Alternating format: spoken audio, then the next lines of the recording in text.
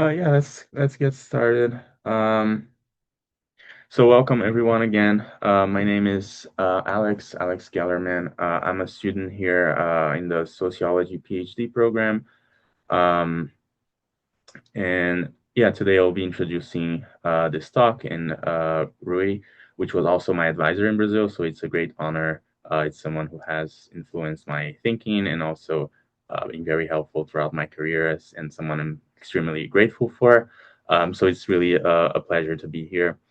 Um, so today's sponsors are the Latin American, Caribbean, and Iberian Studies Program and the Institute for Regional and International Studies National Resource Center, also known as IRIS NRC. The mission of the Latin American, Caribbean, and Iberian Studies Program as both a Title VI resource center and as an academic program is to teach, support, and provide outreach at the local, regional, and national levels. IRIS NRC supports and enhances global awareness and inspires informed thinking about the complexities of our world. We provide resources and expertise to K-12 and post-secondary educators, students, and the community at large. SC Lenchner will be running tech support. If you have any challenges, use the chat function to contact her. We'll be recording today's event and sharing the link and digital resources in a post-event email. You will only show on the recording if your microphone is turned on to speak. Please enter any questions in the chat for the Q&A portion during the last 15 minutes of the event. Reese presentation should be around 30 minutes, 25 minutes. Um, and yeah, so the author, Ruy Gomes Braga Neto, or Ruy, has a degree in social sciences, a master's degree in sociology, a PhD in social sciences from the University of Campinas, and a professorship at the University of São Paulo. He also performed postdoctoral research at the University of California, Berkeley. He has served as a visiting professor at the following universities: the École des Hautes Études en Sciences Sociales, the National University of Cuyo in Argentina, the University of Coimbra, the University of California at Berkeley. He has also given lectures and mini courses at the University of Rome, the New University of Lisbon, the University Institute of Lisbon, the Catholic University of Louvain, and the University of Witwatersrand. He's currently head of the Department of Sociology at the Faculty of Philosophy, Letters, and Human Sciences at the University of São Paulo, where he coordinates the Center for the Study of Citizenship Rights.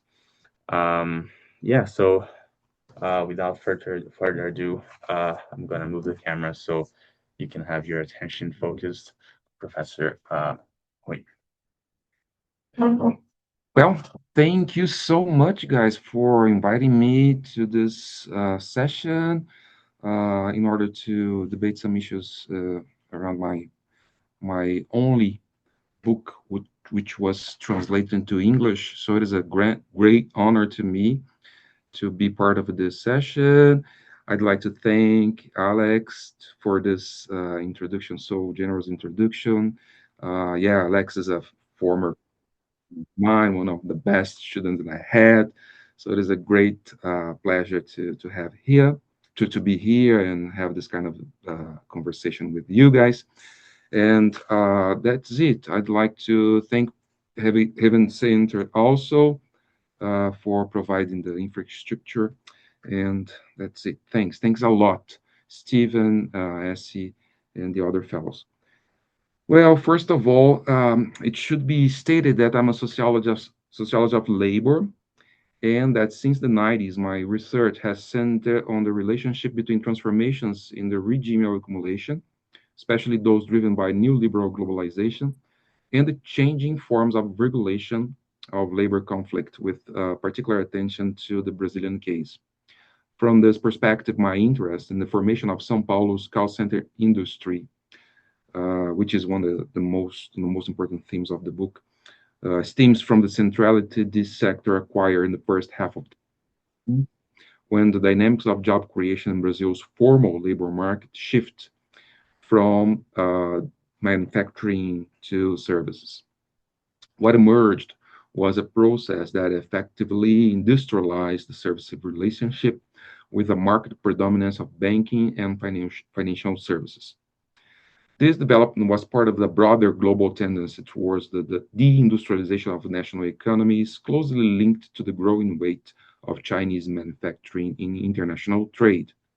In Brazil, the drift towards deindustrialization, already discernible in the early 90s, intensified after 1997 amid the outbreak of a severe economic crisis.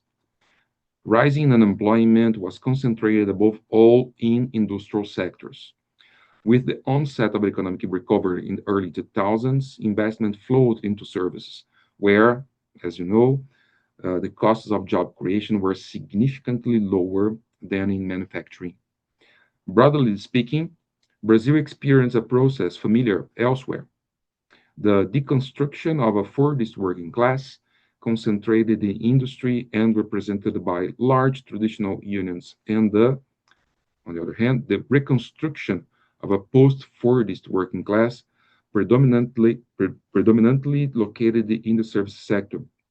The Fordist working class, forged through the social struggles of the post-Second World War period, from which emerged figures who would leave an undeniable mark on Brazilian history, such as the current President Lula, typically earned between 3 and 5 minimum wage. By contrast, the new post-Fordist working class, generally earning no more than 1.5 minimum wage. It also largely composed of outsourced workers whose unions were weak or altogether absent, sharply constraining their capacity for collective bargaining. Added to this was the fact that jobs generated by the services sector, as reconfigured by neoliberal globalization, didn't require scarce qualifications, exerting further downward pressures on wage and worsening working conditions, largely through the intensification of managerial despotism. In general terms, these new jobs were poorly paid and attract a low-skilled workforce. Another defining feature was their rapid proliferation during the recovery of the first half of the 2000s, absorbing a surplus labor force formed during the unemployment crisis that began in 1997. A veritable mass of young workers entered the formal labor market, driven by the immediate need for employment and drawn by occupations demanding little in the way of professional qualification. What was most striking about this conjuncture was that the overwhelming majority of these new jobs were formal, guaranteeing access to the labor and social rights won over the long cycle of social struggles that stretched from the 20s to the 80s in Brazil. Many young people previously confined to informality, specifically domestic work, began to glimpse the possibility of integration into what I call the Brazilian utopia, the articulation of wage income with social rights. This influx was composed predominantly of Black women, that is, workers historically subject to the intersection of racial and gender oppression. Throughout the 2000s and into the early 2010s, Brazil's formal labor market generated, on average, 2.3 million jobs per year, absorbing a young and racialized population into occupations paying, for the most part, no more than 1.5 minimum wage.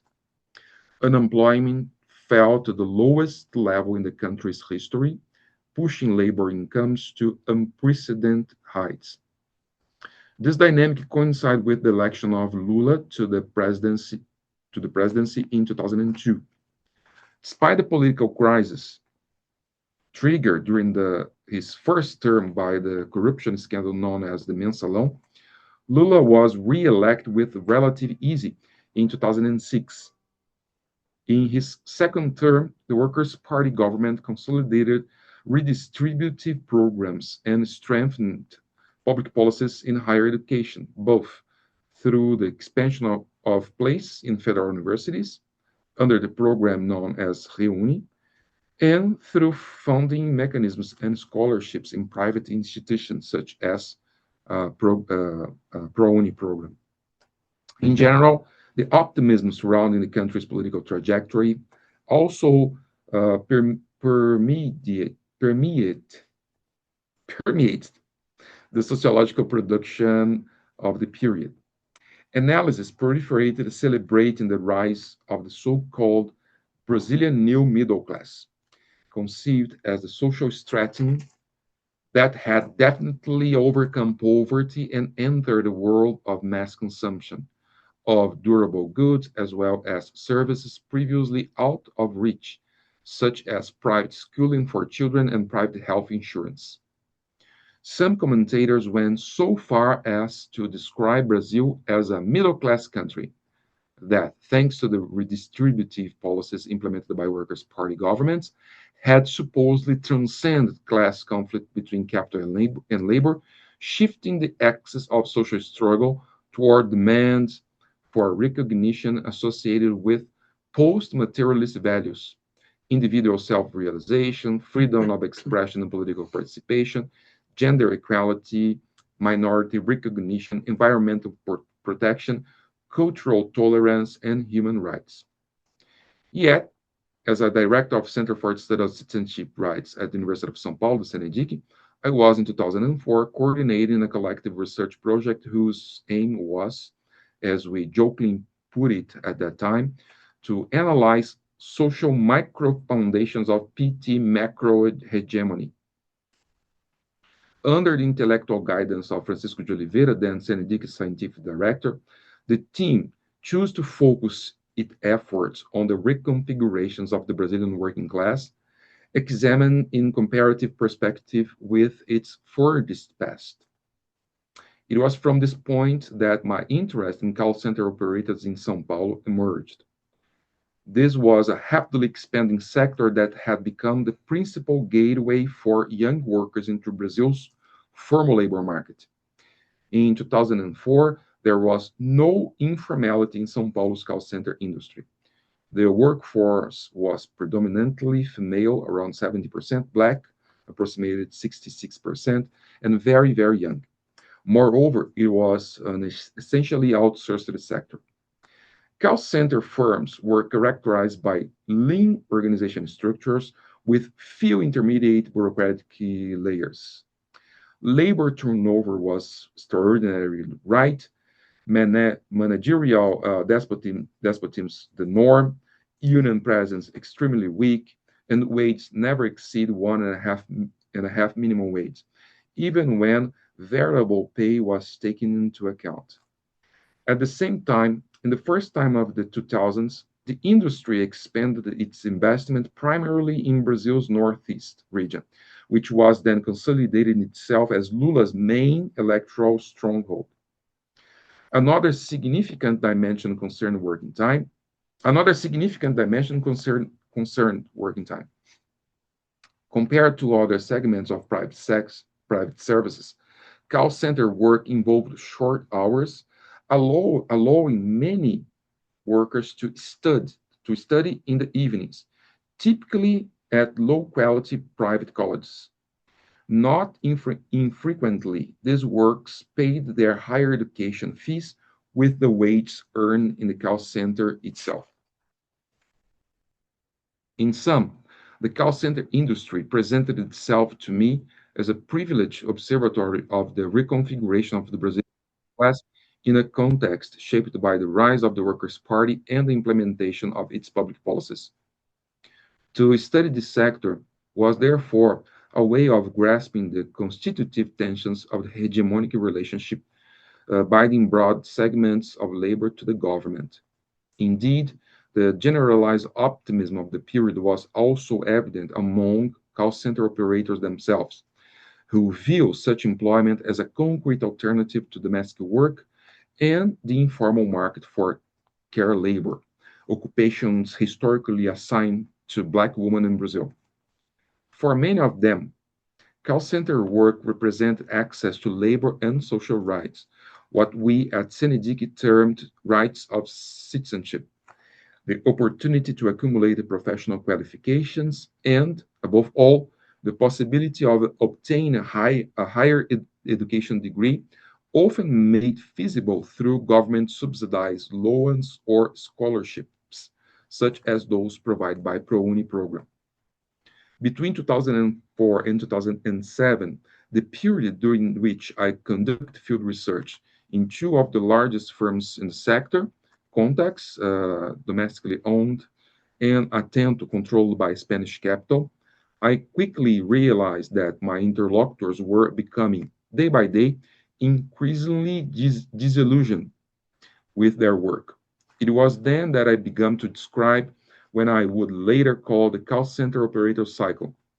Following recruitment came a brief phase of residual satisfaction, during which the operator appeared motivated and committed to meeting targets, often without having received any adequate training from the company.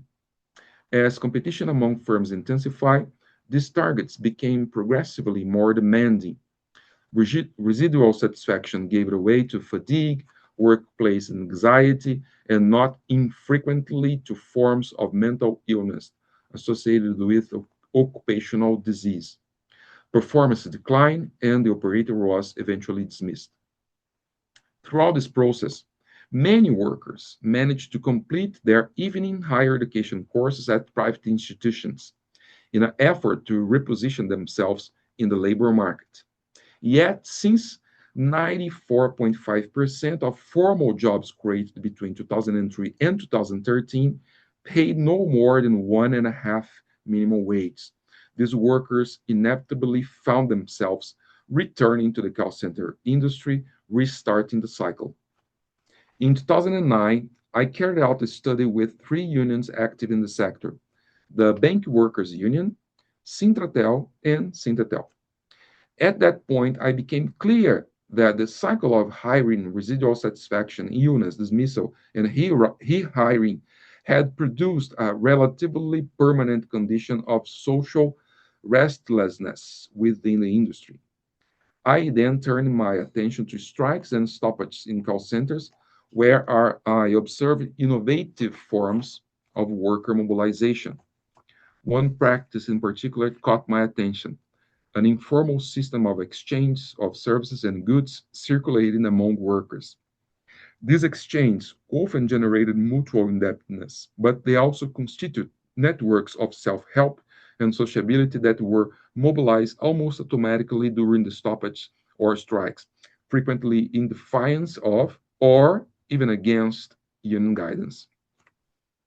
Contrary to the claims advanced by many economists and sociologists at that time, the public policies of the Workers' Party governments neither dampened labor conflicts nor displaced them in favor of post-materialist struggles for recognition.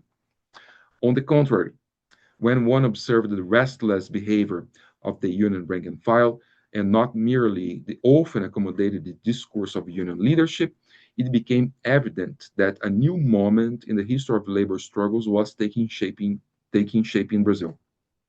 Indeed, between 2011 and 2016, Brazil experienced the most intense strike wave in its history, measured by the number of strikes, hours lost, and workers involved.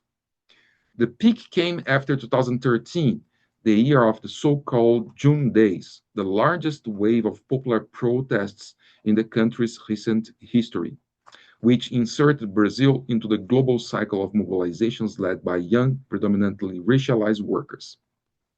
The overlap between the largest protest wave and the most extensive strike cycle ever recorded struck at the heart of Lulista hegemony, plunging the country into a period of intensified social conflict that culminated in the impeachment of President Dilma Rousseff, the rise of her vice president Michel Temer, the imprisonment of Lula, and finally the election of Jair Bolsonaro, a far right federal deputy who had built his political career as a defender of the corporate interests of the armed force.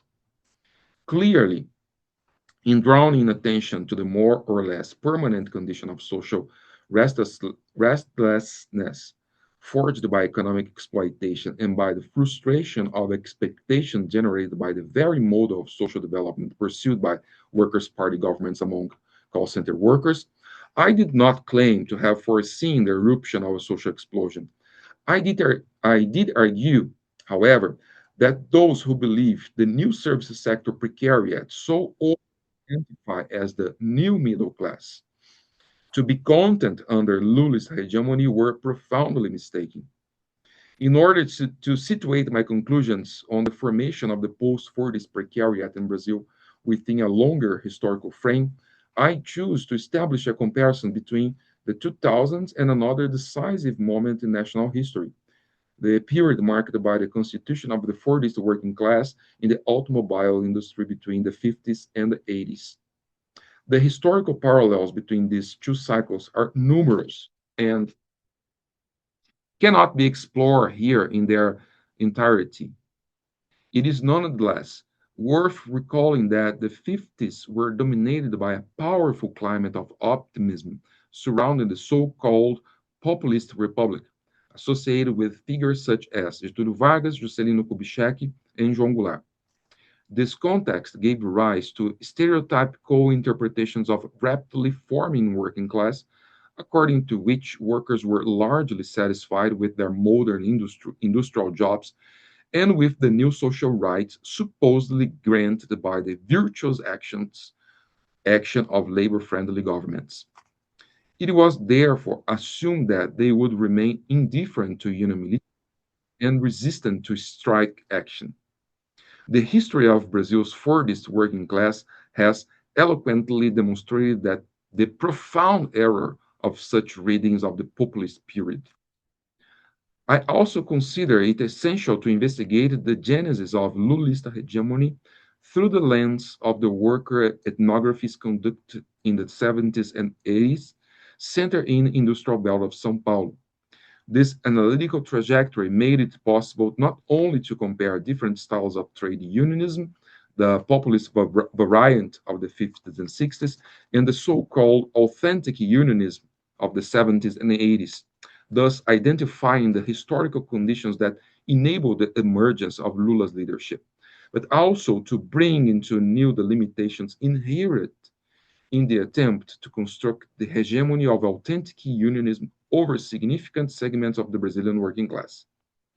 These limitations became particularly visible in the 90s and 2000s, manifesting themselves in the erosion of union power and in the growing dependence of the labor movement on control over segments of the Brazilian state apparatus. The politics of the precariat, from populism to Lulista hegemony, constitutes the first installment of an unplanned trilogy devoted to the formation of the global precariat, later extended in the rebellion of the precariat, labor and neoliberalism in the global south, and the anguish of the precariat, labor and solidarity in racial capitalism. Once I identified the connection between the dismantling of the Fordist working class under neoliberal globalization, the expansion of the services sector precariat, the decline of trade union power, and the resurgence of labor unrest in the aftermath of the 2008 crisis, I began to mobilize Beverly Silver's typology of two patterns of labor unrest: the classical pattern of class formation, known as Marxian, and the pattern of working class deconstruction, known as Polanyian, as an analytical tool for interpreting the contemporary cycle of working class mobilization in the context of the crisis of neoliberal globalization. Following the publication of The Politics of the Precariat in 2012, I expanded the scope of the research to encompass labor unrest in South Africa and Southern Europe, particularly Portugal.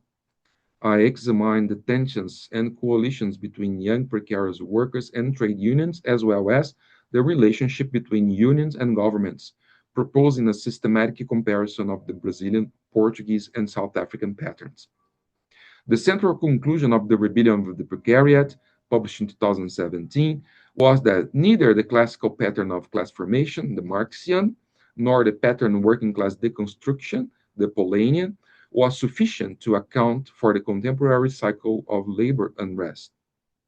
I argue instead that a third pattern emerged in the first half of 2010s, one that articulated the trade union struggles with mobilizations by precarious workers in defense of labor and social rights threatened by what Michael Budavoy has termed the third wave of commodification.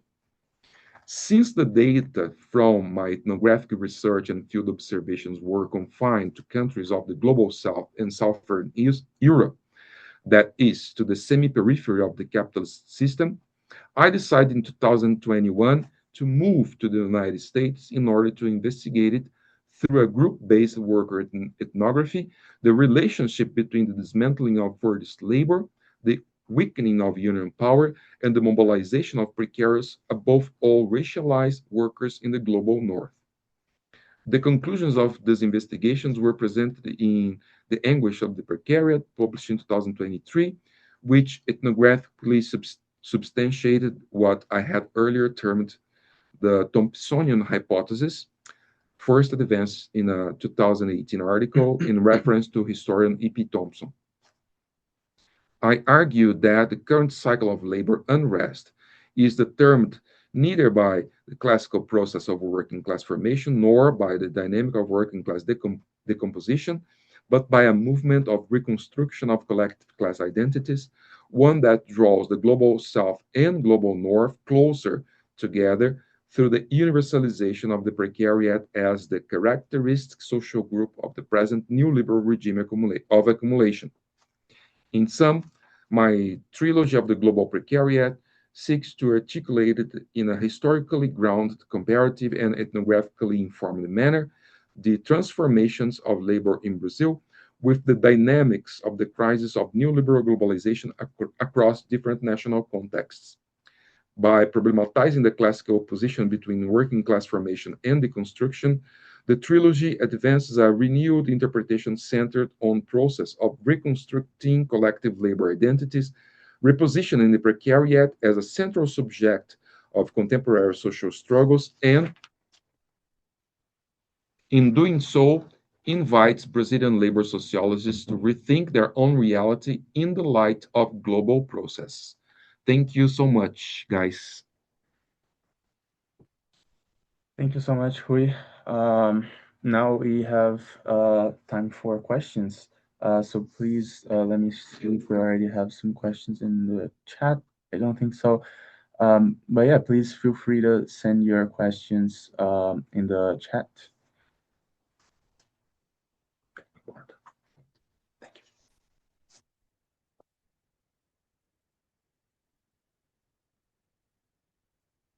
I have some questions to Sure. maybe kick off the Q&A, and while people are writing their own questions down.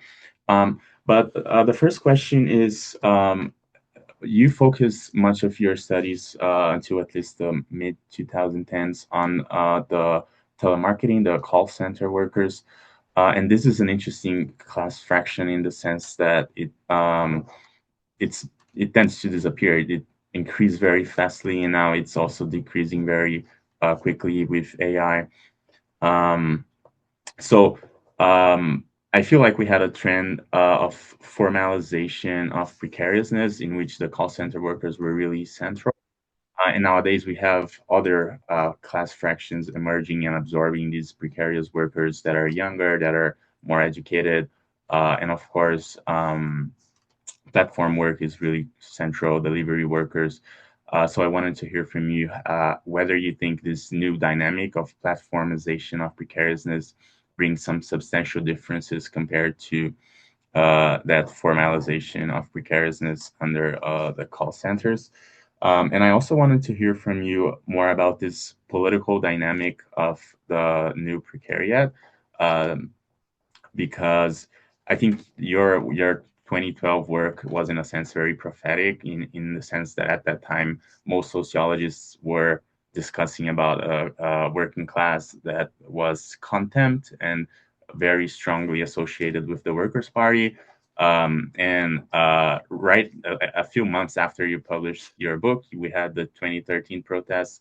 It was clear that there was a lot of anxiety accumulating under that surface of contempt. So, but at the same time, um, I wanted to hear how you fit the rise of the far right in this discussion. What's the relationship between these workers with the far right? Um, and at the same time the return of Lula. So is this class fraction? So maybe I don't know. You debate a lot with Andres Singer in your book.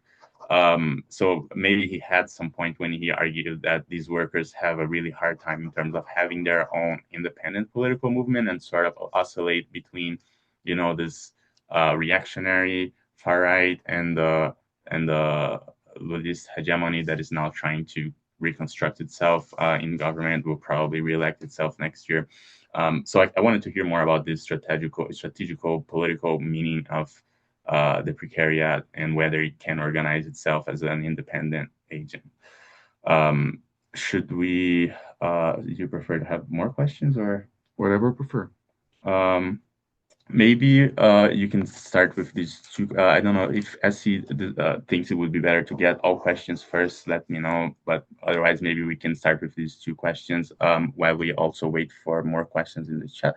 Let's start with the two questions I made plus Gay's questions here. And then if you have more questions, maybe we do a second round. So Gay is asking, could you say a bit more about what you saw in the US and about the parallels you saw with the global south?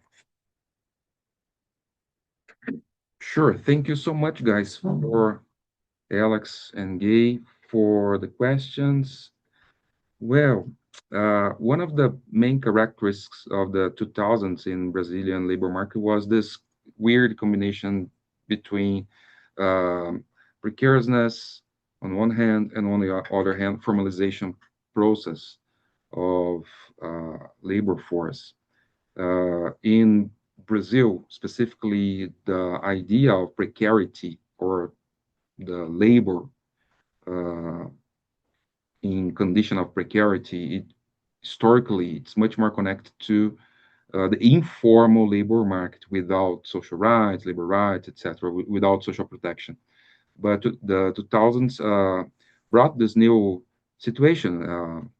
The the outsourced work, the outsourced labor was getting bigger and bigger and bigger in Brazilian services sector. And at the same time, all that labor was formal, which, which is great in general terms because you get access to social rights, etc.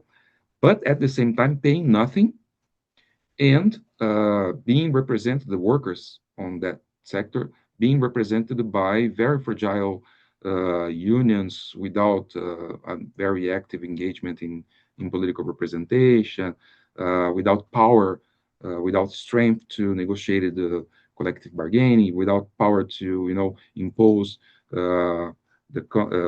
or conquer some benefits from the companies, etc. So we got this weird situation where the formal labor market historically in Brazil, Protect, etc., was getting more and more um, precarious, which is a new trend.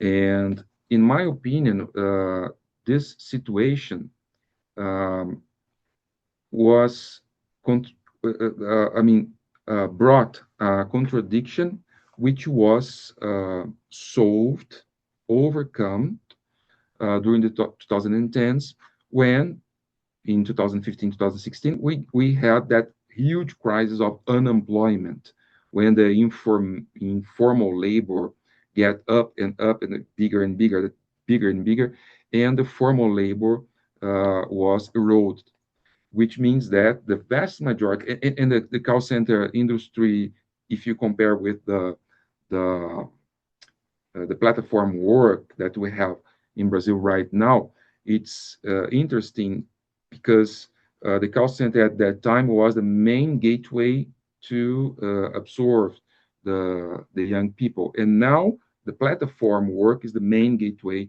which absorbs uh, young people, young workers. The difference is at that time we had this possibility of, work in a formal job, get some sort of way to get a degree in a university, despite the quality of the education. But there was a sort of, hope to reach the Brazilian utopia, which is, combine earning wage with social rights. Nowadays, we have a completely different situation where the youth is getting to the job market through the platforms. The platform labor is getting more and more important in order to absorb them, but in a very informal way, and in a very individualized, commodified, in a very fragmented way. Because in the end of the day, despite everything, the call center industry represents a sector which put together and gather lots, thousands of workers, and in this sense, favor some sort of political mobilization.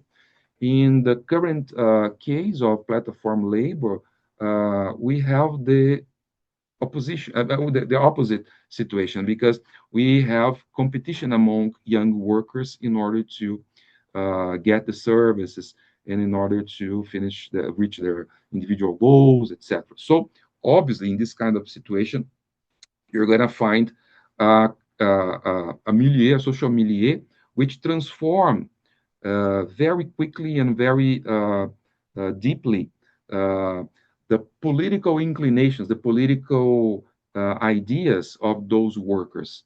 If in 2010s, in 2000s, the workers to call center see the union as a ally despite everything, despite the fragility, the fragile representation, etc. They were allies. Nowadays, if you ask for a young guy, doing delivery, etc., or even the Uber driver, etc., they're gonna um, they're gonna see the unions as in a very hostile manner, because they think that the unions or the unionized worker is a kind of privileged worker, which is not, tough enough to face the toughness, the harsh reality of the day by day of making its own goals without social protection, without labor rights, without nothing. So the political dynamic of the 2000 to 2010s changed a lot in this sense. Among the popular classes, uh, you will find a kind of trend which push them into a more conservative, into a more, uh, uh, I would say, conservative political consciousness.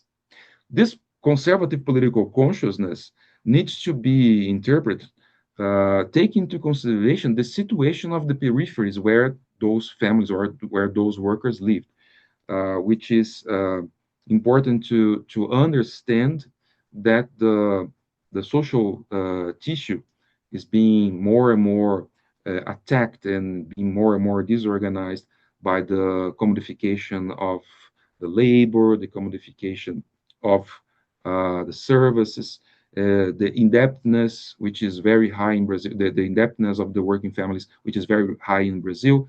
So all those shifts tends to uh, point to a more conservative, politically speaking, way to see the political situation.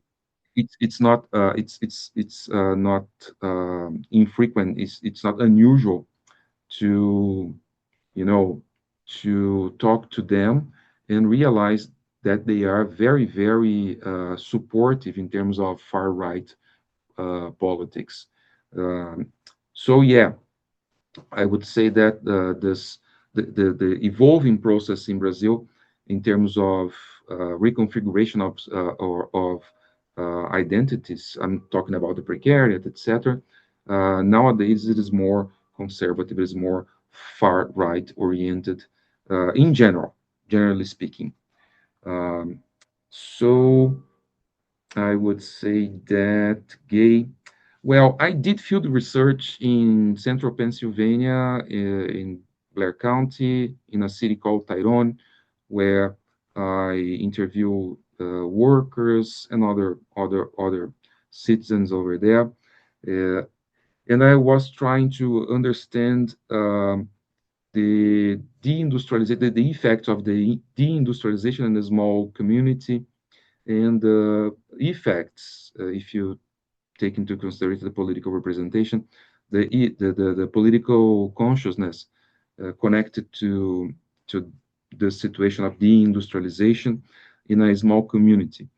Um, so I would say that if you um, will compare Brazil and the United States, you're gonna find lots of difference, but you're gonna find a very important parallel, which is to sum up those families, those working class families, those workers living and reproducing themselves in precarious conditions, they were really concerned about its own mode of life in order to conserve, in order to reproduce uh, its communities, which means that they felt themselves alienated from major um, structures like federal government or even state government, and they feel themselves uh, getting more and more isolated, getting more and more fragmented, dependent on precarious work without any protection, without any guarantee, without any benefit, and this tends to push them into a more conservative position, especially mediated by churches, which is interesting when you take into consideration both countries. Uh, the idea of the social conservative consciousness and the political conservative social, even reactionary consciousness, it's not it's not direct. I mean, there's no relationship that linking directly the social conservative consciousness and the political conservative, even reactionary consciousness. You have to find mediations, institutions, and in general, uh, the institution, the main institution that established this connection is the church, the evangelical church, etc., which is embedded in communities, which is very important in order to connect workers with precarious jobs, precarious positions. It's a kind of social net of information which circulate uh, positions and opportunities of jobs, etc. In Brazil and in the United States, happens more or less the same. I mean, the working class historically is dependent on church in order to have some sort of protection, and the churches are mediating the. But there are differences also.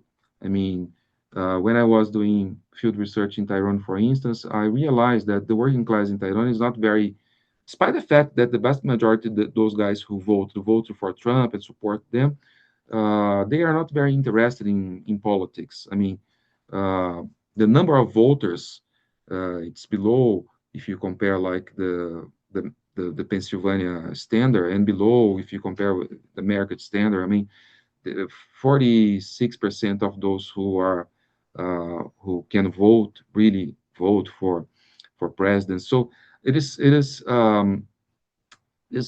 more or less like uh, in Brazil, there is this very diffuse, there's this very common, usual feeling of the politics itself won't change my life, so I have to take care of my own business in a very fragmented way now, without counting with the support of my community, because my community is collapsing, and I have to, rest on my own efforts in order to reproduce me and my family, and the fragmentation process, which is very important for those workers, uh, is the common trace, is the common feature of Brazil and United States, I would say. We still have some time in our schedule, and we have another question here from Adrian. Wonderful remarks and work, Rui. I'm curious if you feel there is a parallel between Brazil and the US cases in relation to the pursuit of higher education by young people, the pursuit of credentials and the costs involved, and the failure to see a return in the form of better paid and stable employment as one of the mechanisms that moved people towards right wing politics and solutions. What are the other material factors that precipitated this rightward turn? Great. Thank you, Adrian.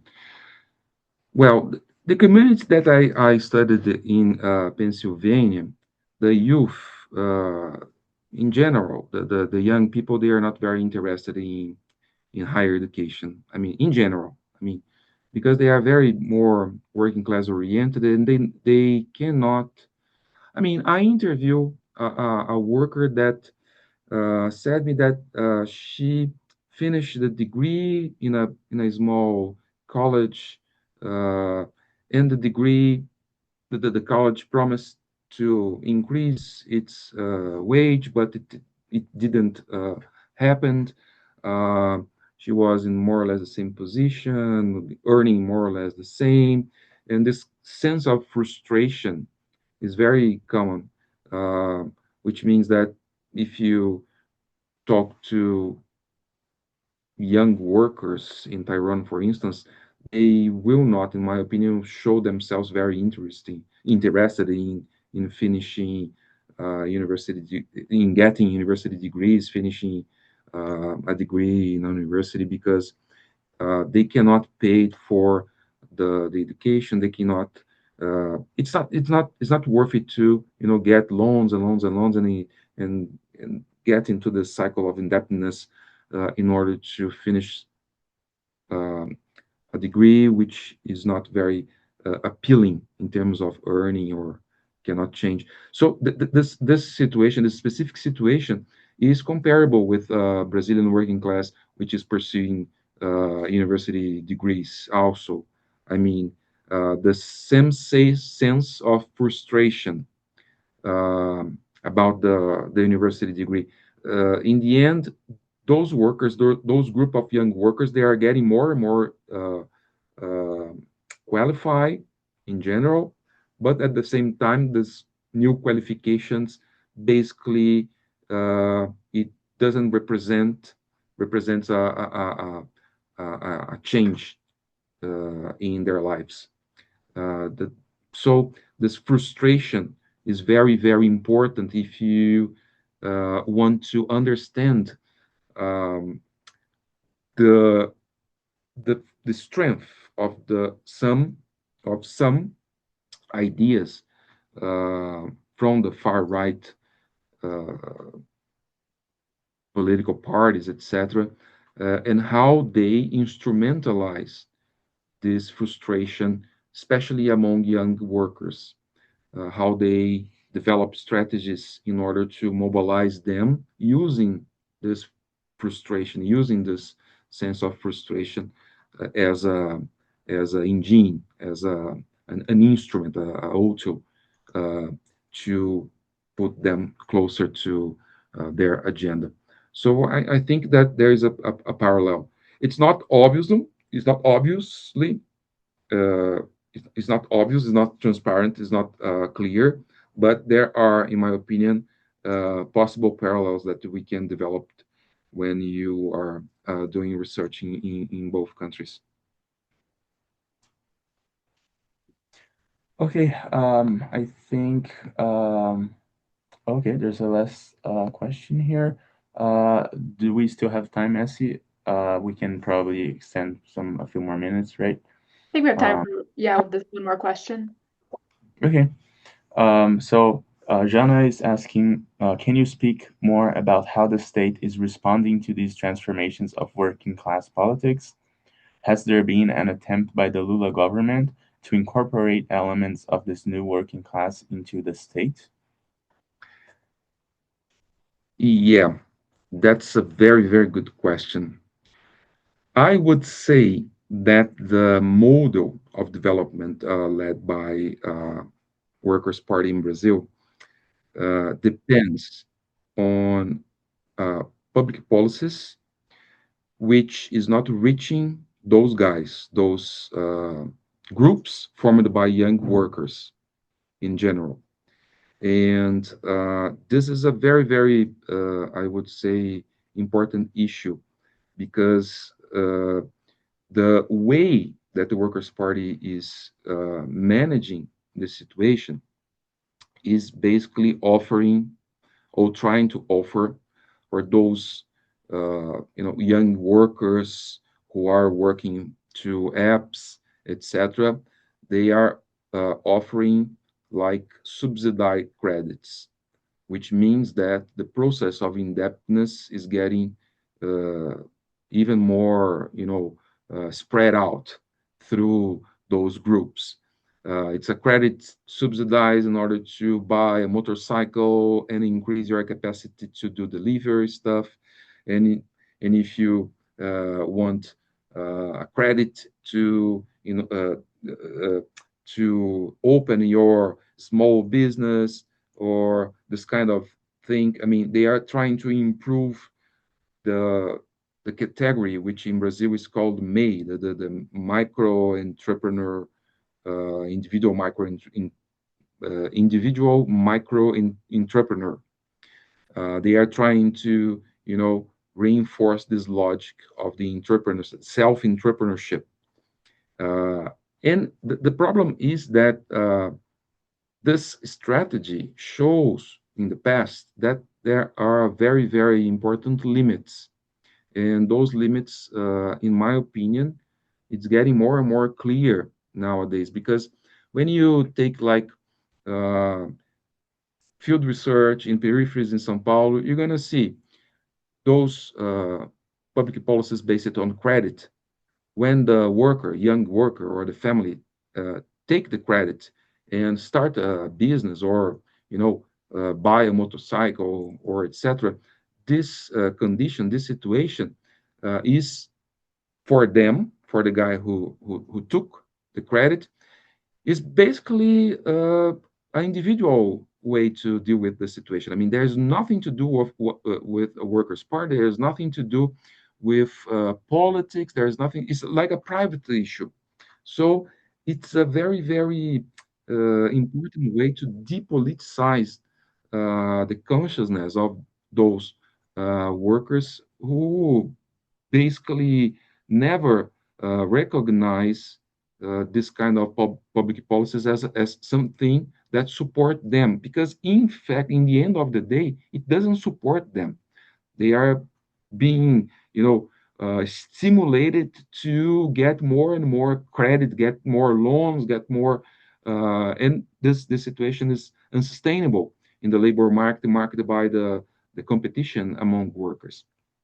So I believe that the government, in terms of public policies, are failing in this situation. On the other hand, the discourse, the political agenda sustained by the leadership of the Workers' Party, for instance, against the the 6 day journey per week, against the those um, against those features of the labor market, etc.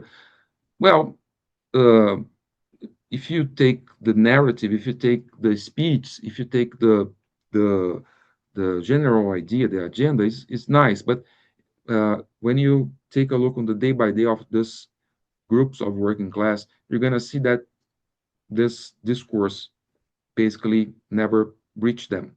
So we, in my opinion, the elections this year will be win by the Workers' Party.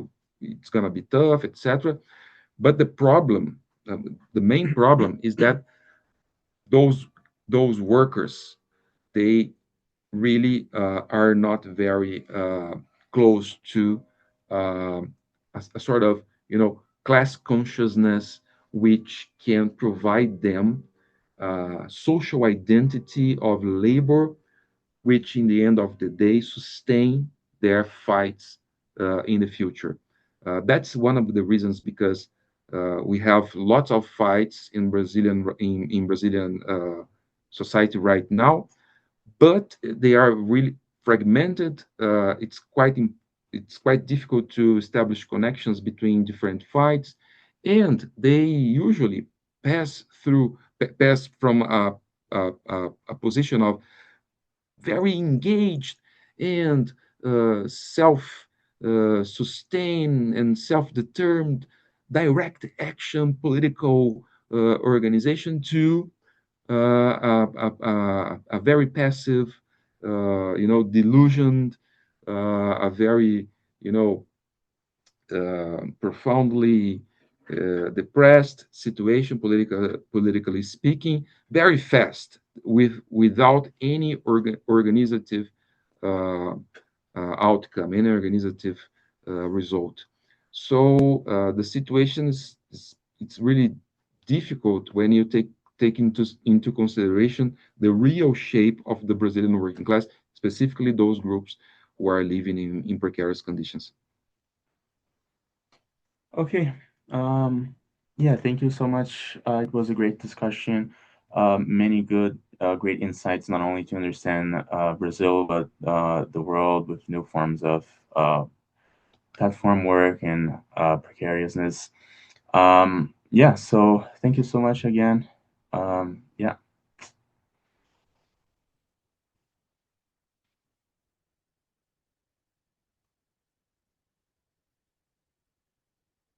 any final remarks, I see, or No, thank you so much. Folks are welcome to head out. We appreciate you being here with us today. And Ruy and Alex, if you don't mind sticking around for just a few more minutes, so we can chat briefly.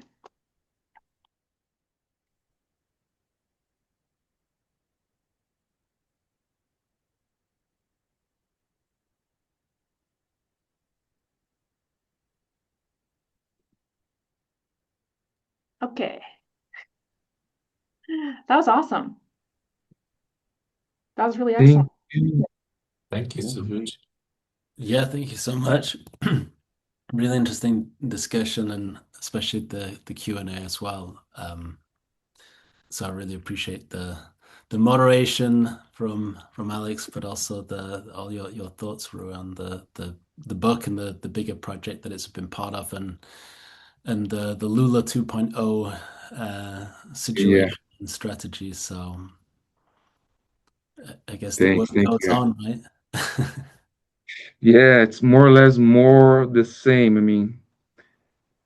I mean, the Workers' Party. There's no creative approach. There is no innovative approaches. They are repeating themselves, and Mhm. we'll see the outcome. But yeah, probably it goes in a wrong way. And well, we'll see. I guess the elections, when are they happening? This later this year, is it? Probably Lula will win. Uh-huh. It's very. It's very likely. I would bet money in Hmm. Lula's victory. Uh, but because the right is fragmented, and for sure, Workers' Party got the state apparatus on their hands, which means, investments, etc. And in general, the the economy is doing more or less well, despite the shape of the labor market Hmm. is doing more or less well. So probably Workers' Party gonna win, but yeah, the main issue is how in bad shape the society, the working class is in Brazil. Hmm. So yeah, we will see the next years. Um, Yeah. Does Lula get any boost from the fact that Trump has targeted Brazil and Lula in particular in terms of the his political ratings? I feel as though in other parts of the world sometimes when Trump goes after leaders, it actually at least temporarily sort of elevates their popularity. Sure, sure. Yeah. What do you think? Yeah, no, I agree. I think yeah, like the tensions with Trump elevated his popularity. Um, but I think it's gonna be dangerous just because I think like Trump and the international networks of the far right are gonna power so much money into the election probably Hmm. to elect Bolsonaro's son. But I'm also optimistic, but I don't. Yeah, I wouldn't. I'm not 100% sure who's gonna win. I think it's gonna be harder than it looks like. Hmm. I agree. Hmm. Yeah, the Trump crisis in Brazil was important, despite the fact that, in my opinion, it wasn't decisive, because I mean, the impact of the measures, etc., was observed by the economy, and so um, the position of Brazilian government was great, but in the end of the day, is not. We don't have in Brazil this tradition of being mobilized by a foreigner country or a foreign decision or something. So, um, yeah, it was important because the Workers' Party, uh, you know, regained momentum, which is good Hmm. after the Trump taxes and etc. But I don't think that the effect of this momentum stands for a long period. I mean, it's not decisive in my opinion. The most decisive is going to be the shape of the economy and other Hmm. issues, and the fact that politically the far right is in conflict within them, and they are fragmented. They are fighting each other. Yeah. Well, thank you so much again. Really Thank you, appreciate it. guys. Thank you. Thanks a All lot. right. Thanks. Enjoy the rest of your time in Madison. Thank Yeah. you. I will. Take care. Thank you both. Bye. Take care, guys.